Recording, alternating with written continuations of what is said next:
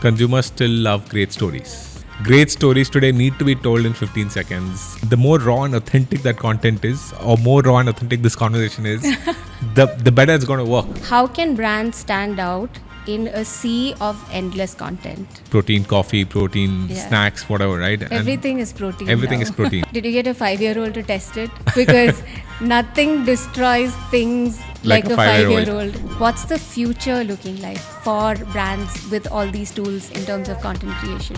The basics of building a brand haven't changed for decades. Yeah. And I don't think it's going to change even with AI. If you haven't figured out what you stand for, then AI is only going to make it worse. It's a bloodbath. And that's the unfortunate truth.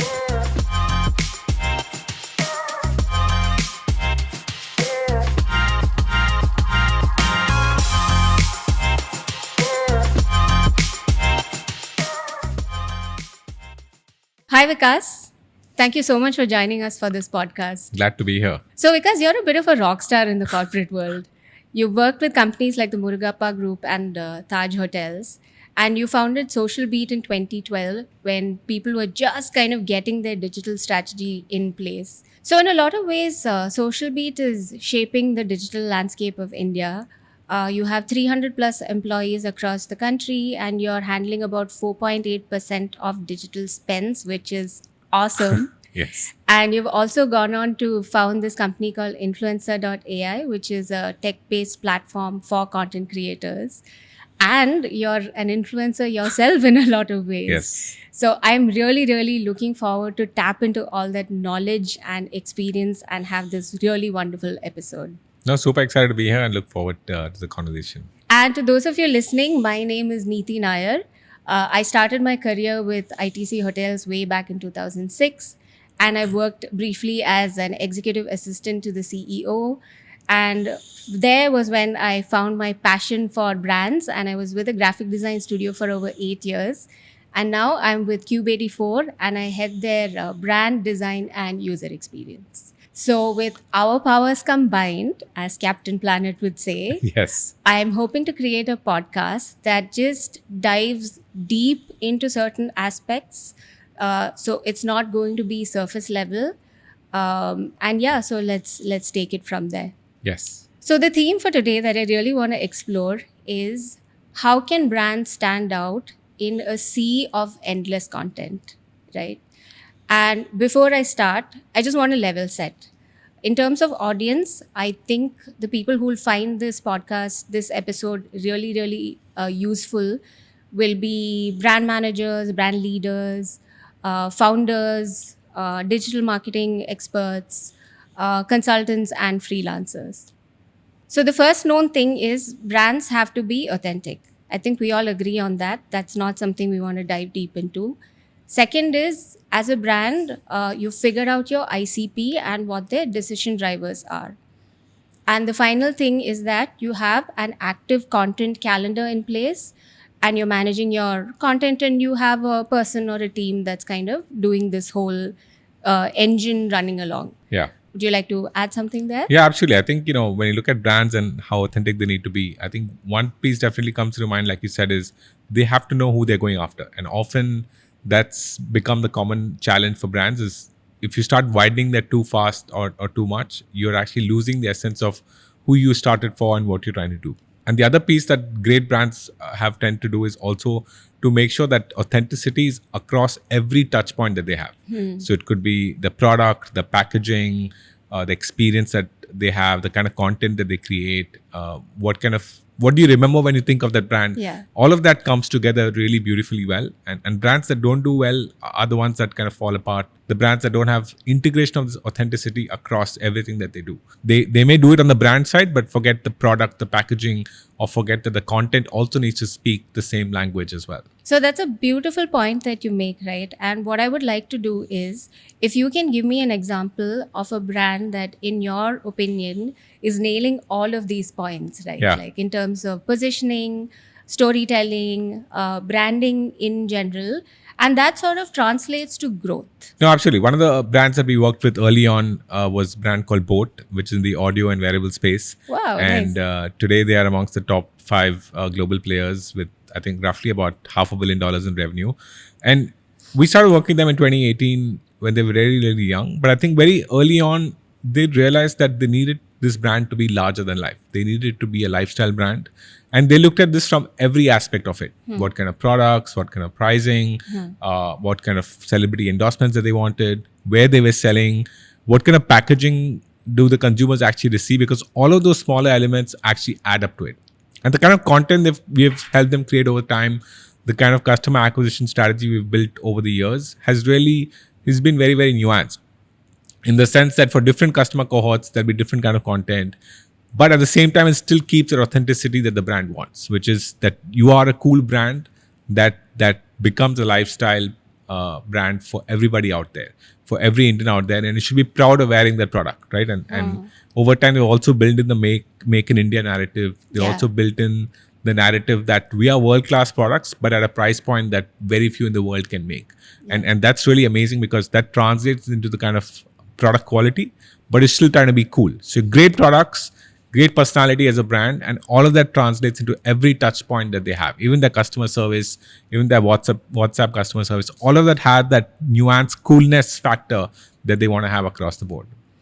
Yeah, and one of the things that, like you rightly said, that really resonates with me about Boat is they've nailed down their ICP. Yes. And their tone and their voice and all of that is so authentic to Gen Z, and it's a very specific segment. So I was going through their website and reading all their, their content and things, and they use words like dope and things, and which I'm unfortunately not very familiar with as a millennial myself.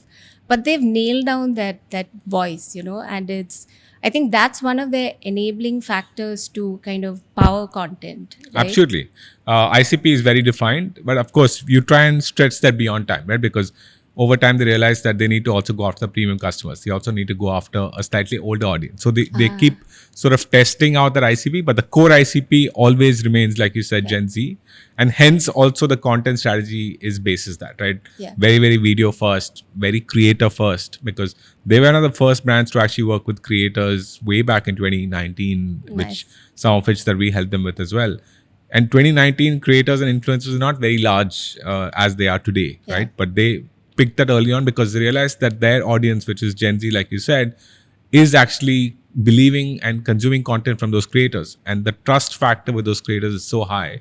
So they had to make sure their creator strategy is an important part of their brand and who they stand for. Yeah, and I think they also sort of carried it forward to the whole community aspect of calling themselves boat heads, and there's so much like vibrant activity that goes on with this boat head community, which is also like, it's not just the product, like you said, it's at every touch point that, your customers kind of feel the authenticity of the brand. And from a design point of view, for me personally, I'm very, very fascinated by their logo. Yeah. With the little boat built into the A. I don't know if a lot of people have realized Noticed that, yeah. But that's such a cool icon, which they've then kind of leveraged on all their products, and as a logo mark that goes on practically everything, even their packaging with its really vibrant neon colors, and they've really, really nailed it down. Absolutely. And a lot of it comes from the founding team and their belief that this is the wide gap in the market. Because at that point, there were brands which were not speaking to their audience. There were brands that were not building the community, like you said. And they said, okay, let's build that boathead community that can actually resonate with their audience and make them feel like this is a brand that cares for you. And other brands at that point were not. Today, some of them are trying to do it, but they had a huge head start in building that community and making sure that their brand, their design, all of that resonates with that audience. Speaking of design, one brand that I'm very, very loyal to and I've been studying closely is The Whole Truth. And so I don't know how many people know this, but they started off as a brand called And Nothing Else. And in 2019, they decided to do a full rebrand, which was a very, very smart move. So And Nothing Else became The Whole Truth. The agency that did that was Thought Over Design. This rebranding really helped them in two ways, because the name The Whole Truth kind of alludes upon both transparency with food and whole ingredients, just the word. So it was a very, very smart move that they did with the whole rebranding. No, absolutely. And I love that brand as well.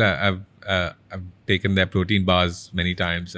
But what I love, the product that I really love of theirs is the dark chocolate, right? Oh, And yeah. it is what they say. It is the whole truth. They tell you the three key main ingredients that go into it, and there's nothing else in it, right? Correct, It's yeah. pure chocolate with dates, and it's amazing products. But I think more than the product being amazing, which is obviously a given for a great brand, is also how they carry that conversation forward with the founders themselves talking about a lot of the myths that revolve Yeah. around this category, and why the product's so seemingly overpriced when maybe they're not, right? So a lot of those pieces, even the whey protein is absolutely fantastic. So I think they've been able to build great products and then build great stories and communities around from there on. Like you said, even with there's an educational aspect of it which I love. So I'm a huge fan of their whey protein. I think I've tried like most of their flavors. Yes. And when you order the whey protein, you get it's actually a fairly large card which talks in detail about the different kinds of whey protein, and they educate you without using jargons or without talking down to you. So, as a customer now, you're aware of what to look for when you're looking at whey proteins. They talk about how you don't need metals and thickeners and Yeah. all of that. And they really, really break it down, which is so exciting for me as a customer that I'm using a brand and I'm learning something every day from them. Yeah, and that's why great brands also look at all different touch points. Like even that, like you said, that small little node inside that packet is a way to communicate and build the brand. And great brands look at every touch point that they can extend that authenticity of that brand in whatever form and shape. And even their tone and their voice, I love it that they're a little cheeky. Yes. And so when they do tie-ups, I remember watching this ad for their dark chocolate, which featured Rohan Joshi, who I feel is so on brand with them because Yeah. he's witty, he's intelligent, and he's a no-nonsense person. To align with a personality like that, it just makes you feel more authentic. No, absolutely. Absolutely. Every touch point is that cheekiness, right? Because they want to be cheeky and they've done some great campaigns talking about what other brands are doing, how Yeah. they say it's sugar free, but in reality it's not. And they've tried to debunk those myths in a really Yeah. cheeky, witty way, which resonates with a certain audience. Yeah. But I do still feel they'll have a challenge as they start scaling beyond a point to, you can targeting the top 2-3% of India is very different than targeting the top 10% or the top 20% of India. And that's probably a journey that they'll have to take over time to figure out both the product, the pricing, and how do you extend this cheekiness across or the wittiness across a wider set of audience that may or may not always understand what you're saying. And you'll have to maybe dumb it down even further than what they have. But that's a journey they'll probably have to take from here on. I believe they're also looking to IPO. So Okay. that journey towards doing that IPO is going to help them figure some of these things out. So that's a really interesting point you make, right? Do you think that the audience will catch up rather than brands having to try to dumb down? That's an interesting point because I was studying their product positioning grid, and right now they're in that safe space of doing line filling and like category extension kinds. So you're right. If they do want to scale, then I guess they'll have to crack that missing piece of how do you kind of compete with the larger segment and reach the larger audience. Yeah. And equally, large brands find it hard to do the other way around. We work with a very large food brand in India, Fortune Foods, and they have their revenue is roughly $12-13 billion. So very large company, but they're catering to everybody. Now, can they cater to a really premium audience? They can, and they have some products there. But in those segments, obviously, they face competition from brands that only cater to that audience, right? So their other brands have an ICP that's so narrow, whereas for Fortune, they have so many different audiences that they go after. And the ICP is huge because they have multiple categories across multiple audiences, across multiple states where they have multiple different products that work. And so it becomes harder for those kind of brands to focus on a specific niche. And that's the exciting part, to figure out how can you do both at the same time, where some of these brands need to expand, whereas the larger brands need to kind of come down to a really small ICP in some categories. So in trying to find your right audience, brands sometimes make some common mistakes and they don't realize that they're doing it. So, in your opinion, what are some of those mistakes which brands are probably making and they don't even realize that they're doing it?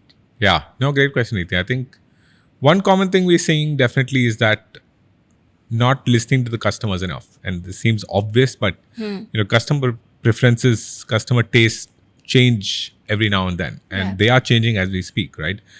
Be it in terms of, let's say, even just speed of service.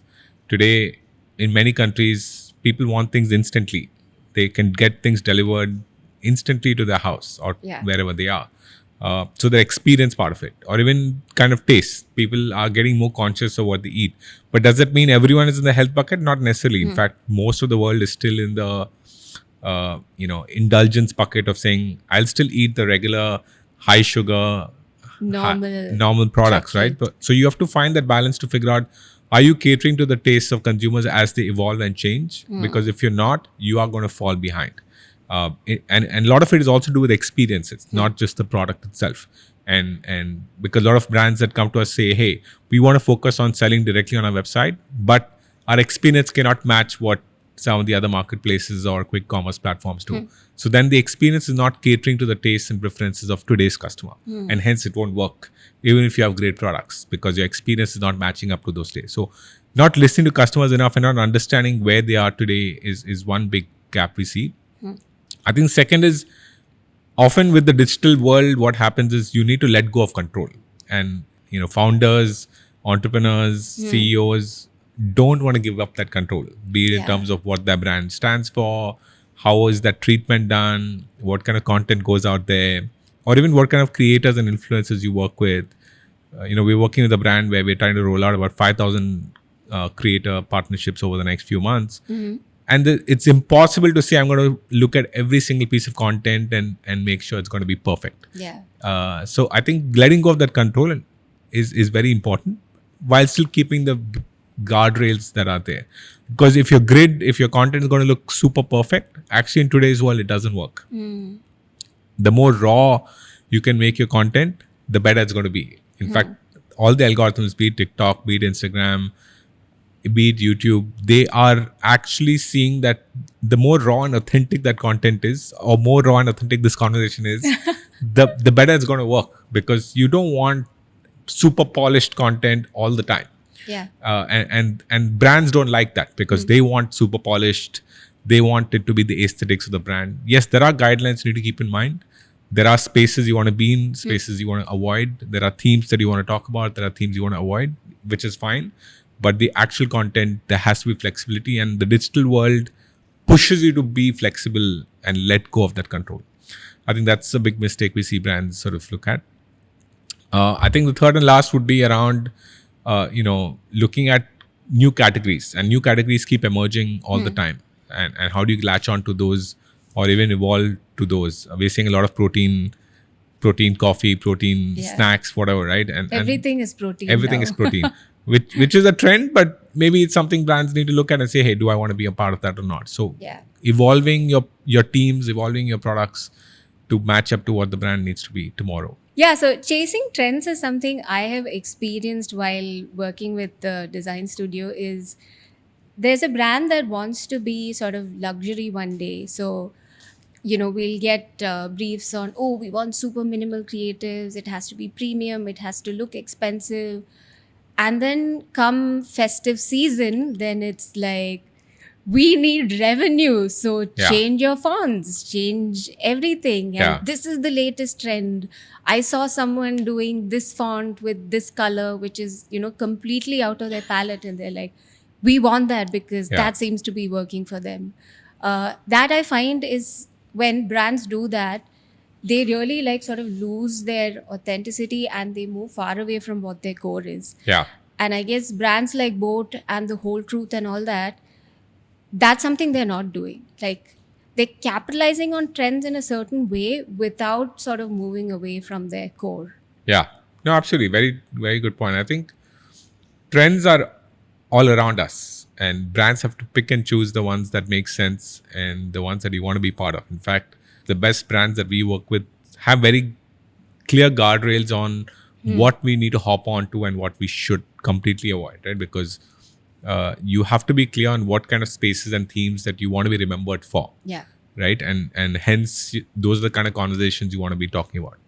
Okay. For example, like even Fortune, we know that at the end of the day, it's a product that's for everybody. So you have to make sure your content, the kind of trends you're hopping on, is relevant to everybody and not only to a specific niche. Because Fortune, for example, cannot be witty like Whole Truth. Yeah, That's not yeah. the space that plays well for them, because Correct. that's not the audience they're talking to. Yeah. So if there is a trend that's trying to be very witty and like you said, cheeky, that's not a space that Fortune can hop onto. Even though it may give them reach, even though it may give them engagement, that's not a trend you can really hop onto. So you have to be careful of where you draw those lines and clearly articulate. And great brand owners work with their partners to clearly put those guardrails down, saying this is what we're okay with, this is not okay with us. And that's a conversation you keep pushing that envelope, but at the same time you have those boundaries set in many ways. So this brings me to the $1 million question. How do brands create content and stand out when every other brand is pushing content? We live in a space where there's just endless content all around us in terms of channels. Even on a single channel, it's just the optional doom scrolling is Yeah. just, there's it's a bloodbath. So what can brands do? How can they tailor their content and strategy to really stand out? Yeah, I think it's still $1 million question. I think, we're still learning that journey. But today what works is, at the heart of it, things haven't changed. At the heart of it, consumers still love great stories. At the heart of it, consumers still don't want to be sold to, right? So the moment they feel that a content they're seeing is absolutely selling to them, actually the engagement and the reach over there starts plummeting, right? So at the heart of it has to be a great story. I think that's one thing that we've realized, and that works well.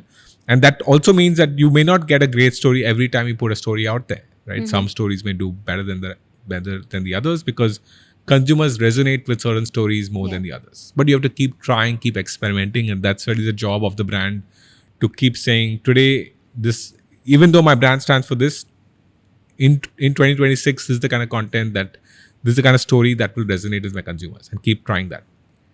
I think the second is, unfortunately, our attention spans have dwindled, right? Yeah. And great stories today need to be told in 15 seconds. Great stories need to be told in 20 seconds or 10 seconds. And that's the unfortunate truth. Yeah. So you have to find ways to tell those great stories multiple times. And because you're saying stories in 15 seconds, you have to tell many stories over a period of time for it to work. And this is where the creators come in. In fact, data from Meta and even TikTok tells us that most of the content that today we all consume, almost 65 to 70% of it, is content that creators and influencers create. It's not necessarily from our network or from brands. Actually, 70% is close to 70% is from creators. And hence, you have to have a strong creator strategy that allows you to tell stories which are 15, 20 seconds, but do this at scale, do this consistently with the kind of themes that you want to be known for, right? And hence, make that happen.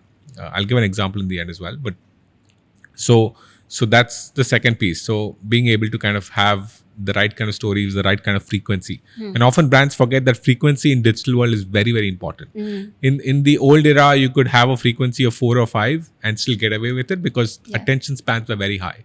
Today, a frequency of 4 or 5 is insufficient because it's 5 into 10 seconds. It's barely a minute. It's not enough to grab attention or to remain in my mind. So you need much higher frequency to create that impact for the brand as well. And finally, you need to also be able to have the right KPIs to track that. Because KPIs to build a brand vis-a-vis KPIs to get an outcome, be it a lead or a sale or an inquiry, is very, very different. So you need to have KPIs on both ends, because that's when you know whether whatever stories you're creating, whatever creators you're working with is actually delivering the right impact. And that's when the stories start making sense, because otherwise you're going to put 100 stories out there in a month and you don't know what happened.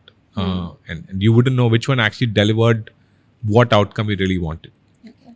One of the brands we worked with over the last few years is Samsonite. And Samsonite is a global brand, but in India, they wanted to work on an extension of a campaign called Tested Like Samsonite, which is basically to show that, the Samsonite bags are absolutely phenomenal. And that's because they're tested at the factory. They have a quality process that checks everything, right? From the outer surface of the suitcase to the wheels to the handlebar, all of it. So we actually worked with creators to test each of these in real time. So we actually had Milind Soman who actually ran with the bag. We actually had, Vidyut Jamwal, who's a bodybuilder and actor, who actually tested the handlebars by doing pull-ups with it. Wow. And we did real-world tests of what would happen in the factory to showcase those stories. And then we amplified those stories with a bunch of other creators who extend the thought process of talking about how the bag actually sustains, it lasts, it kind of been with them for 10 years, 15 years, 20 years. So to bring out those authentic stories, but we had to have those great stories, short bites, multiple times, and then track the KPIs that we want. And that's when all of this starts resonating in the consumer's mind, because they're seeing this in multiple places, they're seeing this from multiple creators, they're seeing this from the brand, and that's when all of this starts stitching together really, really well. On a lighter note though, did you get a 5-year-old to test it? Because nothing destroys things like a 5-year-old can, Not especially yet. hopped up on sugar. Not yet, but it's a great idea to take back to Samsonite and say, hey, let's do a series where we have the kids do whatever they want with the bags. Imagine. Fun. So there's a lot to pack in, right? What I hear is speed is of the essence. Align with creators because you can't do everything in-house. So for a brand that's starting out, like a small startup, say, with limited budgets, how would they nail these two? Content at speed and scale, and aligning with creators to power the content engine. And fortunately, today there are lots of creators. In fact, for example, in our platform, we have about 1 million creators, but there are probably about 2 million creators in India, probably about 25 million creators globally that are doing things at scale. That essentially means that there is enough choice. The question is, how do you use the right kind of data to discover the creators that matter to you for the audience that matters to you? So it also ties back to the ICP and who your ideal customer profile is, because today you can use data to put that in and say, hey, this is my profile, this is the audience, this is the kind of age groups they would be at, this is the kind of income brackets that they would be at, and these are the kind of different interests they may have, and hence figure out what kind of creators would actually work for this audience. And often it may not be that obvious. It means, for example, for Samsonite, travel might be the most obvious choice of creators, but doesn't mean you need to stop there, which is why we chose creators who were, in business. We chose creators who were in cooking. We chose creators who were in different spaces, because Fitness. your audience is actually consuming content across categories. Are they consuming content only in travel? No, probably not. They're consuming content across various categories. So the question is, for your ideal customer profile, what kind of creators would actually make sense? And often it needs to be your category plus a few more, because then you can reach a wider set of folks, and then you keep testing it out. So even smaller brands today can reach those creators. It's just that you may do a few in a month rather than do it at scale. But you can start testing this out and say, okay, what actually works for us? And we've actually seen, even with single digit number of creators that you partner with in a given month, you can start seeing the needle move. But you have to choose the right creators and give those creators the freedom to bring out their creativity. Yeah. And that's, again, you were asking what do brands get wrong? Often brands control the narrative too much. The beauty of why a creator today works is they are telling the story. He or she knows what resonates with their audience. Yeah. So let them do what they're good at.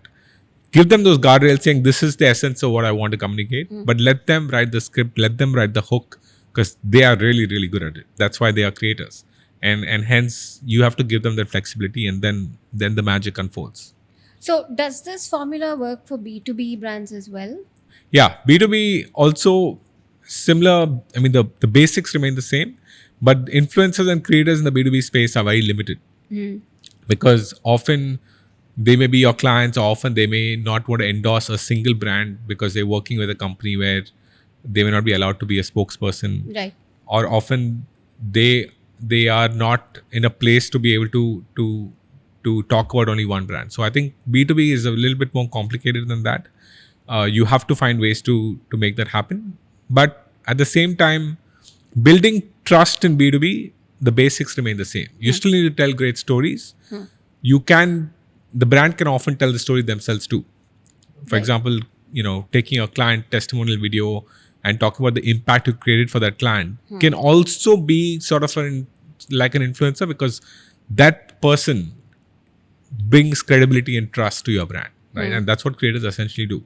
So you have to look at it a bit differently, because in the B2B space, it's not that there are lots of creators that have the reach or the engagement for your category or for your specific niche and sub niche. Yeah. But if you can find different ways to communicate those stories, be it through creators, be it through your clients, be it through the partners that you have, or be it through events and thought leadership that you create, all of those can be great ways to build that trust, which in some ways can help you get there. So how can AI power this whole thing? Where does AI come into the mix? Yeah, AI is a buzzword. AI comes in many places. I think. I think one, it definitely helps in automating competitor insights in our view, right? Just understanding what the landscape today looks. Even till 1 year ago, you had to figure out manually what your competitors are doing, what is happening in the industry. Today, you can automate all of that, right? You can gather those insights instantly. In fact, for many of our clients, we have weekly competitor insights that get sent to us directly, and we know what's happening in each of our client spaces, right? And that's a great way to use AI to just start understanding what's happening in the ecosystem. Second would be around creation, right? And creating content, both written content, video content, creating websites, creating landing pages, creating videos at scale, creating personalized videos at scale. A lot of this is still not perfect, I would say, but it's getting there. In fact, even for my own content on LinkedIn and Instagram, almost 30% of my videos out there are actually AI, right? And I want to take that up to 50-60%, because you can never make it 100%, but with even at 30%, I know I'm getting 30% more efficiency than I was 1 year ago or 6 months ago. And if I can take that efficiency up, you're able to create more content but still keeping the content, the script, and the essence of who you want to be as a brand or as an individual creator intact, right? So those guardrails are very, very important. So even for brands where we have custom GPTs or where we have AI being used to AI tools being used to create content, we have very strict guardrails of what you can say, how you can say, what does it stand for. For one of the retail brands, for example, they were very keen that their product looks exactly like their real product in the AI video. So we found ways to make that happen. So you can. There are ways to make that happen. It takes longer, it takes more effort, but it's possible. And that's really where the essence is. It is always going to have human in the loop, but AI can give you more efficiency across strategy, insights, creation, and also at the last part is the analysis and insights, right? Because we do a lot of work on the media side, and today AI can give you a lot of insights on the media optimization and media strategy as well. So we have, for example, been testing how do you connect the dots between, let's say, Amazon versus other marketplaces versus your own direct-to-consumer website, vis-a-vis what data you're having on Meta or Google or Shopify. How do you bring all this data together and seamlessly analyze this almost instantly? And today with AI, that's possible because it can do the analysis in the framework that you believe in, the framework that social media believes in the framework that the brand trusts and believes in, and the KPIs that the brand wants to track, right? And all of this is possible at speed that is impossible to imagine even 6 months ago, in fact, right? Because a lot of those tools were still rudimentary at that point. A lot of data was not accurate. Today, I think the accuracy of that, the efficiency of that is significantly improved, and that's starting to play out across the board. So right from strategy to content creation to analysis and insights and optimization, I think we are seeing AI play a huge role in marketing across the board. So let's double click on the creation part, right? I think where a lot of brands are going wrong is they're not able to use AI and still be authentic. Yeah. So the result is there's a lot of AI slop out there, and it's all starting to look sort of homogenous. It's difficult to tell brands apart from each other, probably because, I don't know, they're using the same engine or the same tools.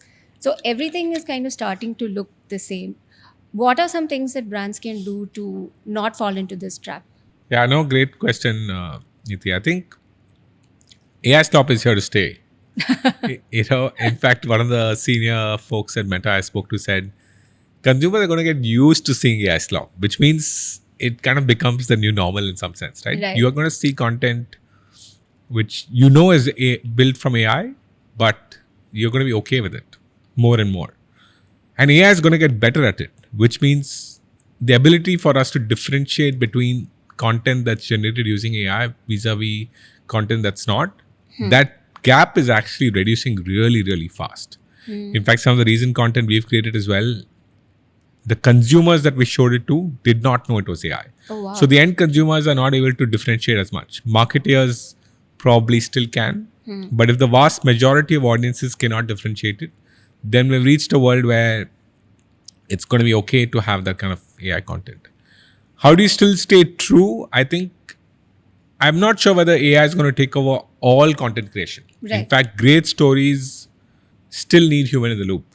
You may use AI at different points, maybe to figure out what topics to build your stories on, or what are the consumer insights you're able to get. For example, one of the great use cases we have been using AI for content creation is also just reviewing Amazon reviews, right? Just analyzing Amazon reviews for a category and saying, what gaps are we seeing there? Can I use those insights for my creative process? Now, earlier, we could have spoken to customers or ourselves figured out what those gaps were, but you can use AI to now analyze those reviews and use that as a base for your creative process. And that's very powerful. But you still need human in the loop to be able to figure out which of those gaps really make sense for the storytelling I want to give, right? Okay. So, and great stories still will need human in the loop. Yeah. And AI will only help us accentuate that. And if you haven't figured out what you stand for, what is your ICP, then AI is only going to make it worse. It's not going to make it any better, right? Okay. So if you don't have that clarity of thought of what your brand stands for and who you're going after, AI is not going to help in any way, anyhow. So, and the other piece is also, I think AI is getting so good really, really fast. So you have to be able to keep testing it out. In fact, a lot of tools that we tested 6 months ago and said it doesn't work for us, we're going back and retesting it because they allow you to have a lot more guardrails today. You Right. can have the same character continue in different frames, different- which you yeah. didn't have until 6 months ago or 9 months ago. Yeah. So you couldn't create a great story before that, right? But even if you look at all the AI platforms out there, be it OpenAI and Anthropic, they've released stories and brand films and videos in the recent past, all of which were made by humans, Yeah. not by AI. Right. Yeah. Because you yeah. still need humans to make that happen. This may not hold true maybe 12 months from now or 24 months from now. But as of today, you still need human in the loop for many things. It might change in the near future, which remains to be seen. But you need to be clear on who you are as a brand, who your ICP is. If that base is clear, then AI can help you accelerate many of these pieces. So, Vikas, before we fully wrap up, just want to pick your brains on what's the future looking like for brands with all these tools in terms of content creation? I think it's going to be equally easy and equally tough because it's going to be easy to create that content, but it's going to be tougher to stay true to who you are and still focus on what your brand stands for and for what kind of audiences, and hence what kind of experiences and products you need to create for that. And hence it's going to be tough in that direction. But with AI, what's going to happen also is that efficiencies are going to be unlocked, and you can use AI across the board of how you do things, how you get those consumer insights to how you create the content, and how do you actually analyze what's happening on the content side, what's happening on the media side. And that actually means you can do so many more experiments than you could ever before. And AI is going to get even more better at content creation, where it's going to be indistinguishable from content that you create. And that means the world is your oyster. The brands are going to be doing a lot more. Startups can come and challenge you instantly. Within a few weeks and months, you can create content that can challenge brands, and that's definitely going to be something that brands need to look out for. But I would want to end by saying that the basics of building a brand haven't changed for decades. Yeah. And I don't think it's going to change even with AI. People still love brands that they were buying 10 years ago, 15 years ago, and they may still try new brands today. They may be open to trying new brands today, But building a brand that you would love for years to come still takes time. It still takes hard work. It still takes effort to keep talking about content in the space that you want to be spoken about, and you need to stay true to that. And that takes time. It will take time, and brands are not built in days. They're built in years and decades. And AI is your friend, not your foe. Absolutely. So experiment with it, learn from it, and really leverage it is what I'm hearing. Absolutely. Thank you so much, Vikas. It has been such a wonderful conversation, and there's so many insights for our listeners to take away. I'm so glad you took time and joined us today. Thank you. Thanks for having me, Neethi. Pleasure to be here.